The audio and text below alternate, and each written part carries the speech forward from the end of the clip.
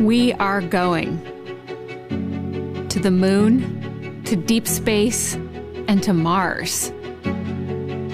Humanity will venture further out into our solar system than ever before. But the history that awaits us requires a first step. This is a story of a mission that represents that essential first step to the moon. A mission that has become the first in a series of increasingly complex missions to expand the bounds of human exploration. This is the story of Artemis 1. 3, 2, 1. Boosters in ignition. And liftoff of Artemis 1. We rise together back to the moon and beyond. Artemis 1 was a first flight that set new records of performance, exceeded our estimates for efficiency, and established new safety baselines for human flight into deep space. All before returning from this journey, plunging through Earth's atmosphere, and arriving safely back on our home planet.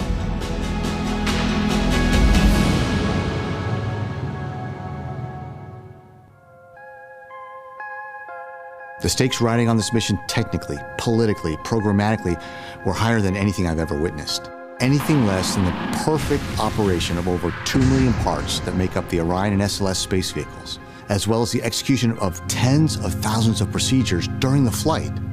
And it's likely that this generation, our generation, we lose the moon.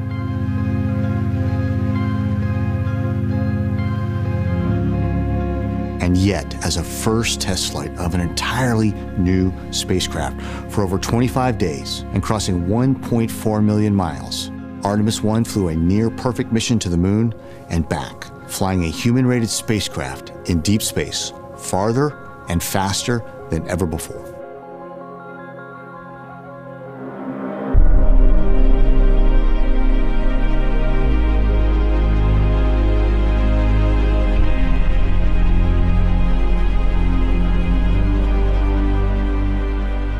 The launch of Artemis 1 on November 16th, 2022, was a demonstration of new generation of capabilities and powerful performances. That night, the Block 1 version of SLS became the most powerful launch vehicle ever flown to orbit. SLS roared to life with 8.8 million pounds of thrust. That is 1 million pounds greater than even the mighty Saturn V. So all personnel, STC. STC's go. OTC, GTC, MCO. Booster, go. Control, go. GNC, go. Prop, go. CDH, go. FIDO, go. FAO, go. MPO, go. All right, folks, go for launch. At this time, I give you a go to resume count and launch Artemis 1. And here we go. 10. Hydrogen burn-off igniters initiate. 4-stage engine start. 3, 2, 1. Boosters in ignition. And liftoff of Artemis 1.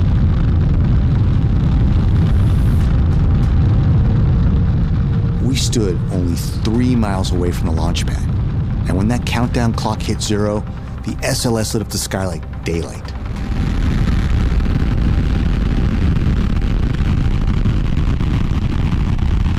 And we were treated to the ground and air, reverberating the power of that first stage through our bodies. The crackling of the engines and the solid rocket motors was so distinct and even louder than when we launched space shuttles from that very same launch pad. Confirmation that the solid rocket boosters have separated. And then hearing the collective gasp of the crowd when we finally heard MECO, main engine cutoff. The flight dynamics officer reports that we have a nominal main engine cutoff. And everyone could finally breathe again. The first stage had done its job. That's a moment we will never forget. Performance nominal. Copy nominal. Booster, how's the engine looking?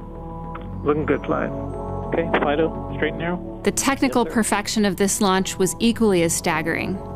Artemis 1 achieved orbital insertion with an accuracy of 99.974%. That's a near perfect velocity bullseye. And a level of precision never flown before on a first flight. The groundbreaking performances of this mission were highlighted further when the ICPS, or second stage, powered Orion through the perigee raise maneuver, followed by the translunar injection, or TLI burn. They put Artemis 1 spacecraft on a near-perfect trajectory to the moon. flight control. ICBS is in attitude control and maneuvering to solar normal. Copy, good news.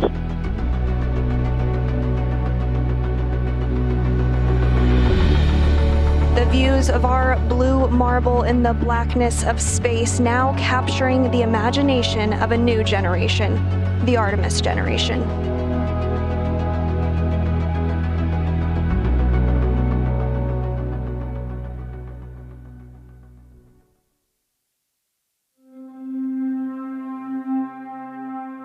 The untapped scientific and resource potential of the moon is incredible.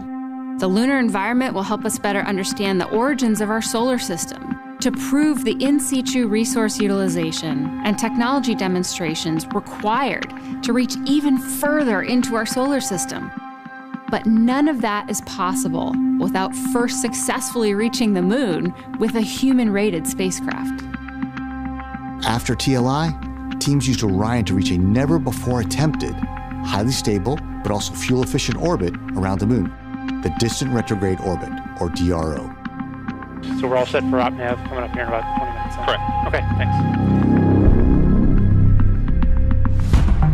Flying by on the entry to the DRO put Orion within a mere 80 nautical miles of the lunar surface. That was close. And this path used the moon's gravity to slingshot Orion out to a new record for a human-rated spacecraft's distance from our home planet of Earth, nearly 270,000 miles away. And it was in those harsh environments that Artemis 1 truly shined, increasing our understanding of how to confidently operate in deep space. On flight day 13, we canceled a planned orbital maintenance burn because it was simply unnecessary. On flight day 20, we ignited the main engine once again and began the long journey back to Earth. From this view, Orion is 1,277 miles above the lunar surface following its return-powered flyby burn, which sent it around the backside of the moon. Orion now has its sights set on home. Artemis 1 set out to fulfill a number of requirements, but the highest priority for this mission was to demonstrate the performance of Orion's heat shield at lunar return velocities. So during re-entry, the largest heat shield of its kind ever made by humans had to prove that it could protect crews from temperatures that exceed 5,000 degrees Fahrenheit. That's nearly half the temperature of the surface of the sun. Orion hurtled towards the Earth at 24,500 miles per hour, Mach 32, and initiated the first ever skip re-entry. This is the first time that humankind has skipped a spacecraft off the Earth's atmosphere. For those of us who have flown shuttle, Soyuz or Dragon, coming back from the International Space Station, we wear these Mach 25 patches. This is the return velocity from low Earth orbit. But Mach 32, that lunar return velocity, that's a whole order of magnitude more energy to dissipate.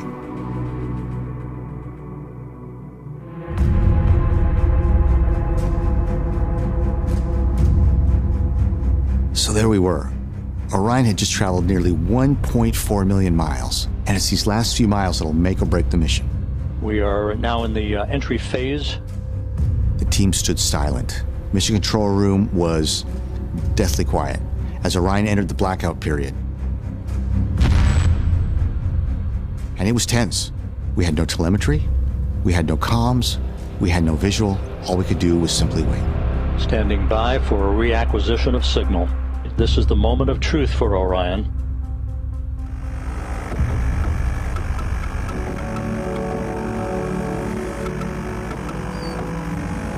And then suddenly there it is. And there is a view of Orion. I mean, Orion has survived the flaming hot re-entry. Mission control consoles all come alive with data again. We're on glide slope, the drogues deployed, but again, we're at the point where we're all holding our breath.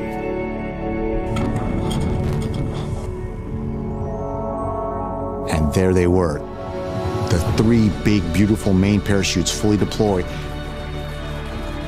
And we watch Orion gently settle into the Pacific Ocean. Splashdown. Orion, back on Earth. We are speechless. We are ecstatic. I mean, we did it.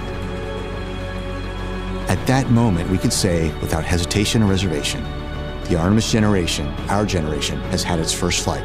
We are going to the moon.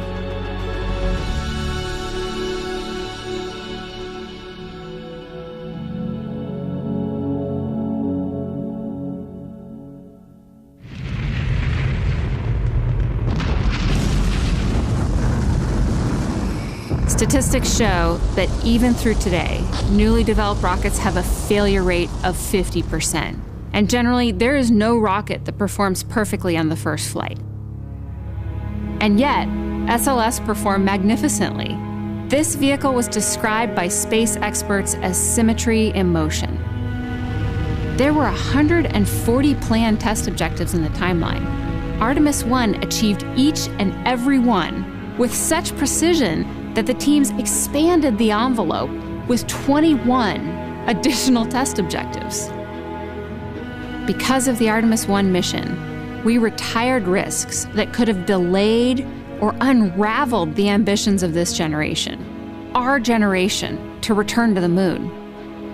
Because of the Artemis 1 mission, we have demonstrated our ability to go farther and faster than ever before, opening the door to explore Mars and other destinations throughout the solar system. By nearly every single metric, Artemis 1 was a resounding success. Just as Orville and Wilbur Wright were the first to achieve human flight, 50 years from now, we will look back and point to how our efforts to venture out into deep space began here. Our voyage out into the solar system started with this first flight. And yet, this is but a prelude to what comes next. Ladies and gentlemen, your Artemis II crew. Human beings will fly around the moon next on Artemis II, simply because of the demonstrated amazing success of this first flight. Thank you to the NASA workforce. Thank you to our industry partners, everyone in Europe that's working for this. We need to celebrate this moment in human history. It is the next step on the journey that gets humanity to Mars. America has made a very deliberate choice over decades to curate a global team, and we are going to the moon together. When I think about this mission that's a relay race with international partners, it's also so awesome in and of itself. So, am I excited? Absolutely. I want everybody to say it. 1, 2, 3. We are